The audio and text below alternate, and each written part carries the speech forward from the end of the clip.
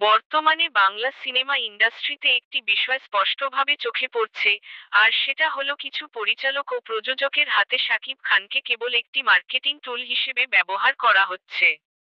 তারা জানে, শাকিব খান মানেই ভক্ত, শাকিব খান মানেই আগ্রহ, এবং তার নাম থাকলেই প্রজেক্ট নিয়ে আলোচনার ঝড় উঠবে।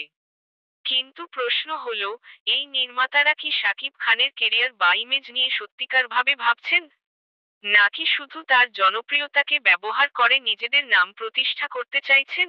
আমরা দেখতে পাচ্ছি, একই রকম স্ক্রিপ্ট, দুর্বল প্রোডাকশন, আর বাজে পোস্ট প্রোডাকশনের কাজ দিয়েও শাকিব খানকে জড়ানো হচ্ছে। অনেক পরিচালক প্রথম ছবি বানাতেই শাকিব খানকে নিয়ে নিচ্ছেন, অথচ সেই কাজের মান মোটেও একজন সুপারস্টারের মানের সঙ্গে যায় না।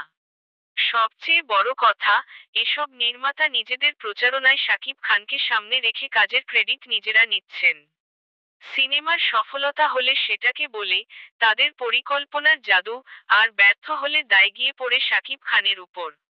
একজন অভিনেতা তার ক্যারিয়ারে যদি এইভাবে শুধু ইউজ হতে থাকেন, তাহলে তার ইমেজও ধীরে ধীরে ক্ষতিগ্রস্ত হয়।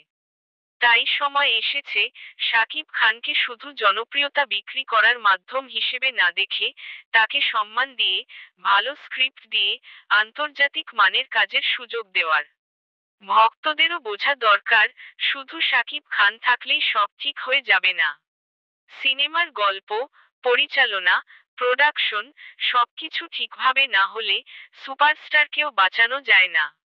এখন প্রশ্ন একটাই, শাকিব খান কি সত্যি এই নির্মাতাদের দিয়ে তার ক্যারিয়ারে লাভবান হচ্ছেন, নাকি আস্তে আস্তে তাদের প্রচারের হাতিয়ার হয়ে যাচ্ছেন?